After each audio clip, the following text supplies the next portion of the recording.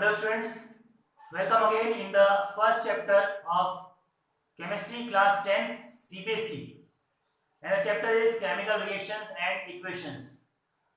Students, I already told you that this chapter is the most important chapter to understand all the other chapters of our chemistry portion, such as acid, base and salts, metals and non-metals, carbon and its compounds, and finally the periodic classification of elements. So we are first discussing all the basic concepts which are very essential to understand the chemical reactions and equations. All the other chapters comprises, they are all in the form of chemical reactions and equation. So to understand the chemical reactions and equation, we are first discussing all the things whatever we have discussed up to 9th class, and they are very important. After that you will become a very clear about the chemical reactions and how to write how to convert them into chemical equations. So students, in this journey we have discussed about what is the meaning of the chemistry. We have discussed the definition of matter, the particulate nature of matter. We also discussed the different physical states, solid, liquid and gases. What are their differences? We have discussed how the matter classified according to the chemical composition of the constituent particles, that are elements, compounds and mixtures. We also discussed the different types of elements which are the basic form of the material composed of only one type of atoms. 118 elements we have discussed in the previous class, and we also learned some formulas to learn these elements. Students, we are discussing how to make chemical formula and their chemical name. So in this class we are now reached to the how to make the chemical formula and chemical name. Students, we know that a chemical reaction, a chemical equation is the symbolic representation of a chemical reaction, and a chemical reaction is a simply chemical change in which a chemical changes to the another chemical having different formula, and the chemical which are undergoing a chemical change are known as reactants, and the chemicals which are forming, which are the new chemicals which are forming a chemical reaction, that are known as products. These chemicals, whatever they are reactants or products, they are two types, elements and compound. So to write a chemical equation, we first know that in the given chemical reaction, the reactants are and products are elements or compounds.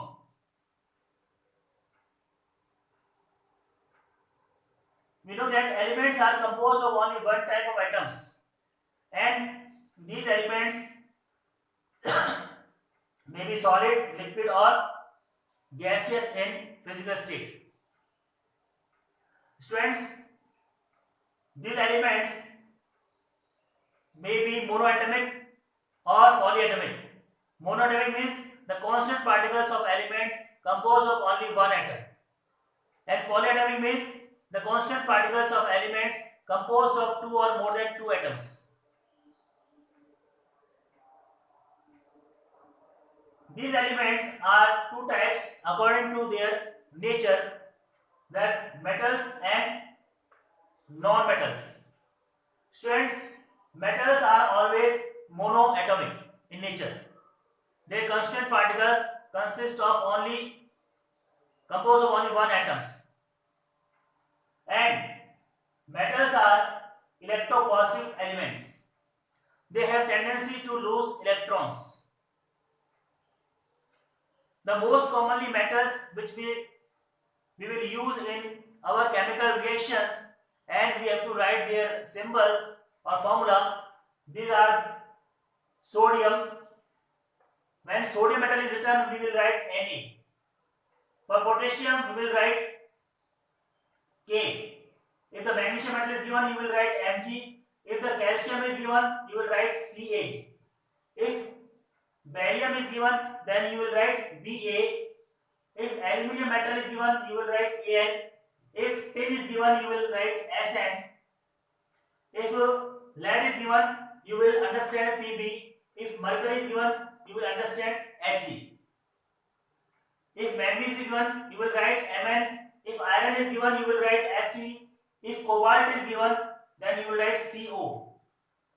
If nickel is given, you will write Ni. If copper is given, you will write Cu. If zinc is given, you will write Zn. If palladium is given, you will write Pd. If platinum is given, you will write Pt. If silver is written in the chemical reaction, you will write Ag. And for gold, you will write Au. Student, these all metals are always in solid. You have to mention the physical states of the reactants and products. So you have to know what are their physical state. So metals are always in solid state except mercury. Mercury is the only metal which is found in liquid state.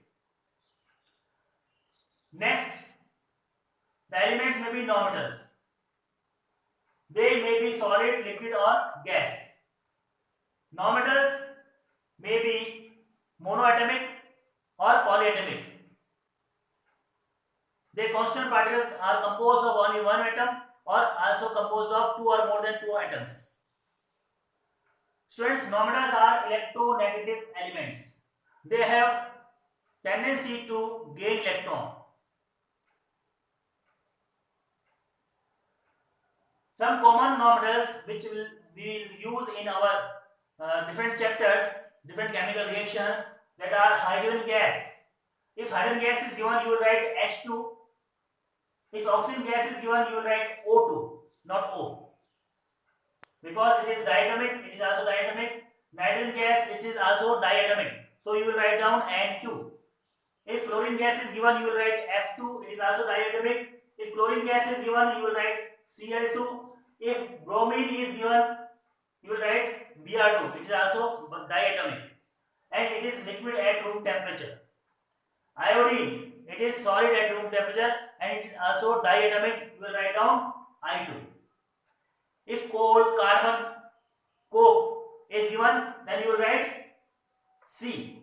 It is monoatomic and it is always in solid condition. If phosphorus is given, it is solid, it is tetratomic, you will write down P4 in elemental condition.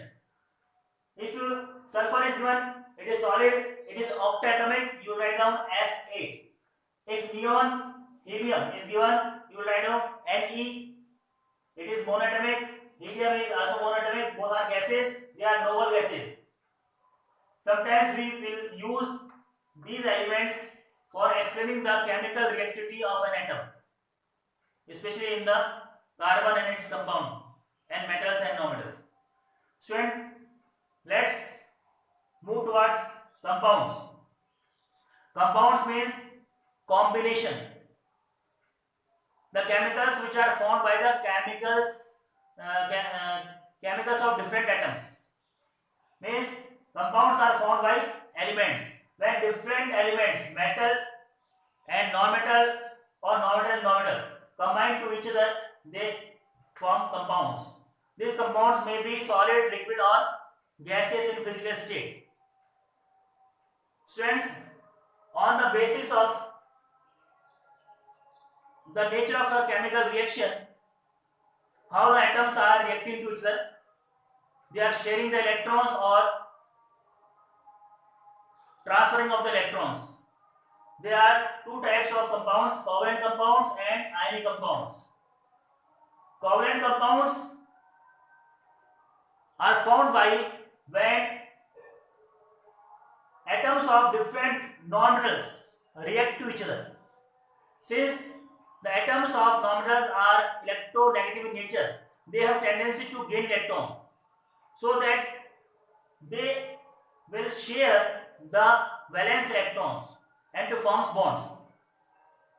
How they will share the electrons we will see later in the carbon and its compounds, because carbon and compounds is mostly dealing with the covalent compounds.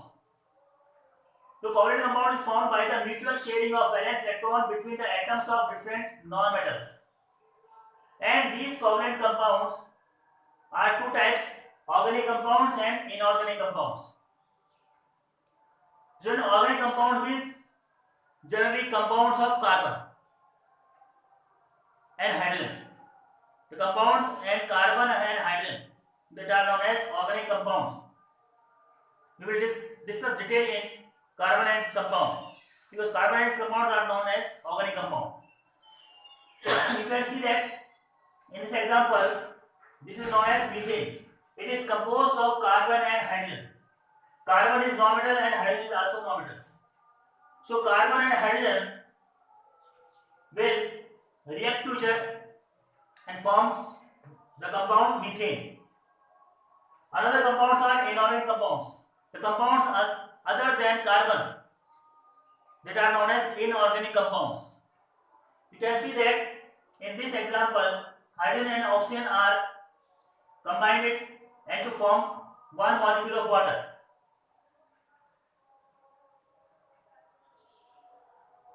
One molecule of water. This is also known as dihydrogen oxide. We will see more examples which are most commonly used in our chemistry portion after that. Student, another compounds are ionic compounds. Ionic compounds are formed by the reaction between metals and non-metals. When different atoms of different metals and non-metals react to each other by complete transferring of valence electron, then the compounds are formed called ionic compounds.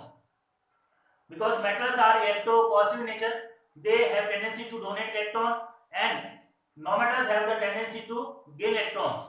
So metals, when donate electron, they acquire positive charge and called cations, and non-metals will acquire that electron and acquire negative charge and are known as anions. And these ions, when combined, then they form ionic compounds. Ionic compounds are inorganic compounds.